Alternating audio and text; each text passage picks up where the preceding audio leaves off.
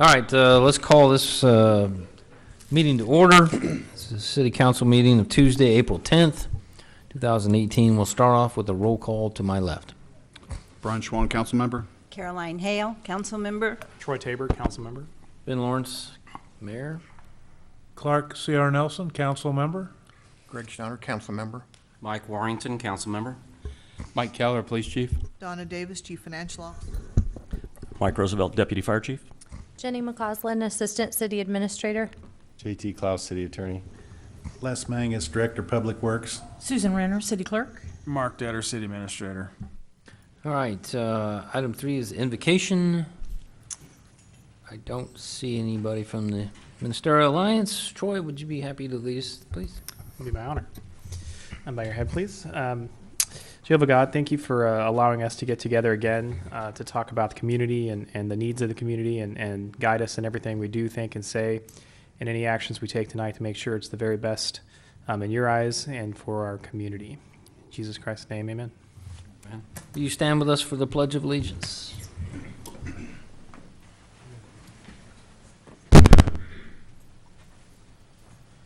Ready? Begin.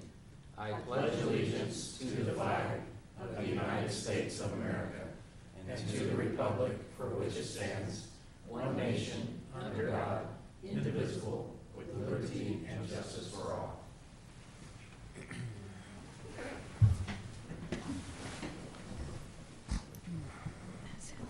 All right, we'll move on to item number 5, which is the public forum.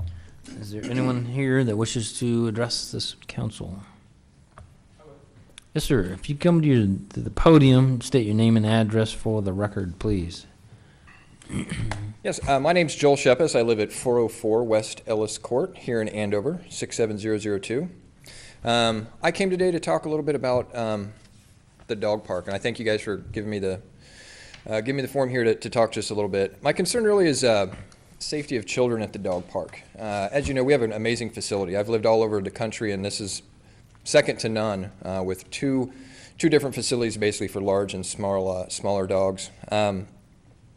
My concern is that small kids come in to the large dog park especially, and their high-pitched squealing and their tendency to run from the dogs and want to interact with them causes the dogs to be hyper and interact with them back. And a lot of times these smaller kids get knocked over and can get hurt.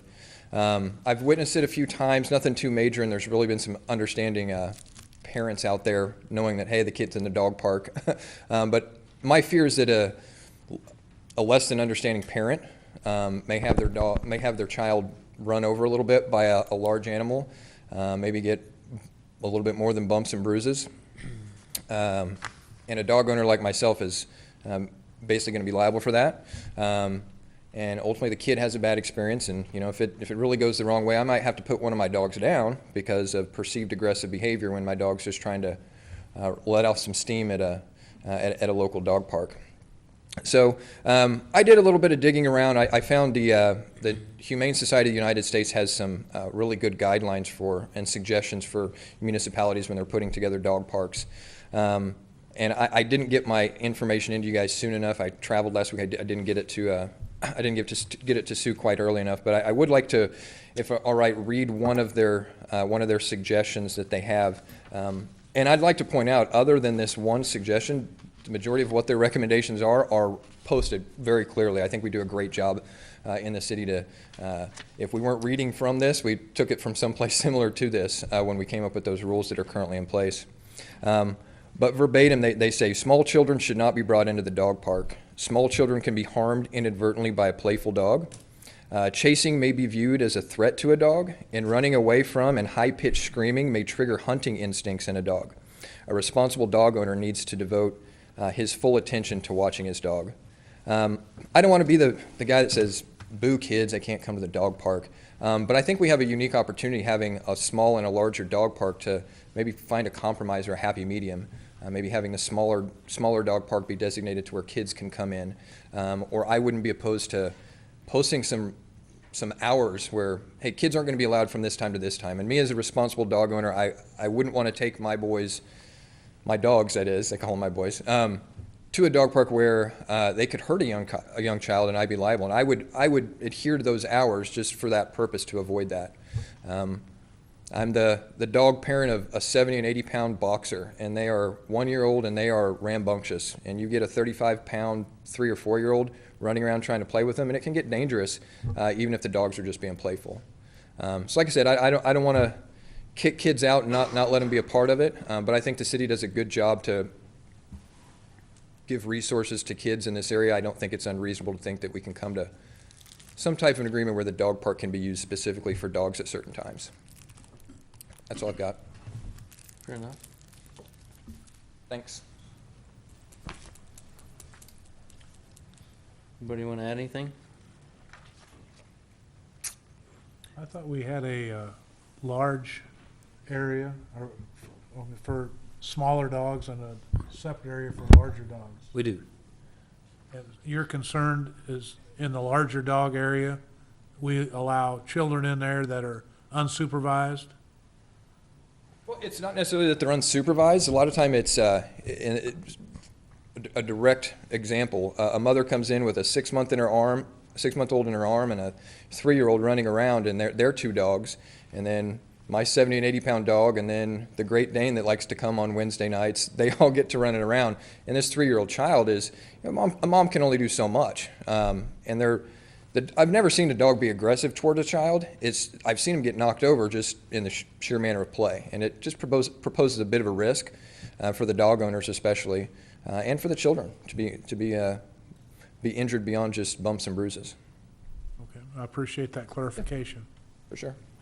Thank you. So we have some suggested rules of conduct we've approved, right? That was almost a year ago to date. Doesn't mention anything about age. Tell me about the sign that was taken down last week. You all never adopted a age restriction, but there was a generic dog rules sign that had been installed under Children couple under 13. previous employees, and it did indicate an age on it, but that was never a rule a council member ever passed. In fact, I went back and I looked at my notes. Usually I take such good notes, but I couldn't find, I know at the workshop we talked about that because it was on a sign that we had up at the time, and I believe we just decided not to do anything with that. But that sign did indicate needed to have adult supervision if you were under the age of 13. Right. And you say this was a generic sign. Yeah, it was just one that 2 former grounds and building superintendents ago Put up. found in a catalog and ordered, yeah. I don't see anything wrong with saying that about adult supervision, although, I don't know, a 12-year-old, how do you decide when a child is responsible? And I hate to get into that, but I would certainly be supportive of something that would be, parents bringing children into the park, that the parents are responsible for the safety of their children and not, I hate to say bring your kids into this park at your own risk, but it's that kind of language. I would hate to keep children from coming in because there are some parents that wouldn't have any problem controlling, and this is all part of the family experience. So I really would hate to say, no, you can't bring your children into this dog park. But on the other hand, I appreciate this resident's concern that he could become liable just because his dog was rambunctiously running around and a toddler got knocked over. So I wonder if there's something we could do. Well, that I would think cover this sign, both. it says, it doesn't say they're not able to go into the dog park. It just says if they're under this age of 13, they must be accompanied by an adult and supervised at all times. And, it says use park at your own risk. True that. I don't know. Why do we take down the sign? Because they're not the rules you adopted, so Okay. it felt like we shouldn't have rules posted that weren't. Enforceable? Well, yes, especially because the issue had come up about age, and you've never formally adopted anything about age, and then we had a sign up there that said under 13, so Got it. I guess that would be. If we post something or adopt something that even says use at your own risk, would that then make a dog owner not liable if there was an accident? Oh, all right. Would that even cover that? You're getting Somebody JT. can go after somebody anytime they want, probably. I'm not sure I 100% know the answer to your question. Okay. The liability in a dog park is definitely going to change to some extent the degree of responsibility of the dog owner, where there is arguably some assumption of the risk as it relates to being in a place where you know unleashed dogs are allowed as opposed to any other public place where they are not allowed. I do not know how the responsibility would be shared if, for instance, a large dog injured a child in the dog park where particularly parents knew there were going to be large dogs and it was indicated it would be a large dog park. On a base level, I will tell you that dog owners are always and generally typically responsible for the behavior of their dogs. So there's no sign up now at all? The sign that's up now are the rules that were adopted by the city council. I think those rules are in front of you on the bench tonight. So this one is That's up? been removed. Okay. Yes. And it was only up as an oversight, and it was kind of tucked away. I don't know if anyone even saw it. I happened to go out because I wanted to know exactly what we were communicating before we had this conversation, and it was still up, kind of tucked around the corner. So I don't think anybody's questioning the suggested rules of conduct this board approved. The question is there a will by this council to talk about changing the age? If there is, we can talk about it. If there's not, we can move on. I mean, it sounds responsible to have an age. I mean, the old sign that was there, I'm fine with it. 13? But again, that's Others? just saying they're not to be there unaccompanied by an adult, and that doesn't solve the problem that this gentleman is referring to. I agree. His example was, I've got a 6-month in my arms and a 4-year-old running around. I'm not sure how responsible that is, but I don't know that we can get rules for every factual situation. I'm having trouble with that.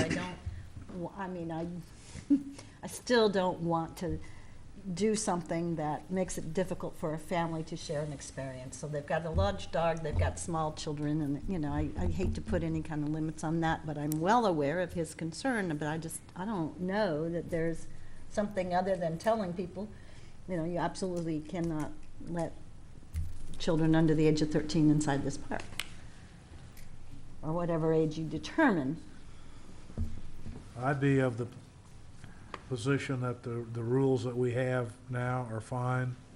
If somebody wants to bring something else up, we'll be happy to consider it, but I don't know that there's any change that needs to be made. Any others? Just maybe a question. Have we had any kind of reports from people using the park, coming to the city and complaining that there were vicious or unruly, that any incidents have taken place in the park? Just this one gentleman, and he did have a couple examples that he gave you one, but nothing vicious or aggressive or injuries. Right, but this is nothing that the parent of No, the child no was parents that concerned. I'm aware In of. other words, the parent recognized, I brought my child in here, and this was just an incident that can happen if you get around. I'm not aware of any complaints Okay, like that. Okay. Any other comments? I don't hear a consensus to do anything, so we'll move on. Item number 6, which is the acceptance of the agenda. Mr. Mayor, we had bids today for Prairie Creek utilities that came in above petitions. I think the city attorney would probably just suggest that when we get to that item, we table it. Is that correct? Or what was your suggestion on that? You either need to table that item when you get there until new petitions can be submitted, or you can just remove it from the agenda now, whatever the council pleases. And the other thing is, I want to add a second executive session under personnel. So we're talking about 11.3, right? I think we're talking about And frankly, 11.4. number 10.1, Prairie Creek. Oh, sorry, too. Prairie Creek. That was on Cornerstone. Mr. Mayor, I would move to approve the agenda as presented with the exceptions of a second executive session and the elimination of section 10.1 on the Prairie Creek second, since we don't have any bids within the engineer's estimate. Second. Brian. Motion by CR, second by Troy, to accept the agenda with the exception of removing item 10.1 and the adding of a second executive session for, you said, non-elected personnel. Further discussion. All in favor, say aye. Aye. Any opposed? Motion carries. Item number 7, a proclamation regarding National Public Safety Telecommunications Week, April 8th, I can see her back there, through the 14th. I tell you what, it's a pretty important position because our telecommunicators have the first and most critical contact with our citizens. And frankly, after that, they have a secondary duty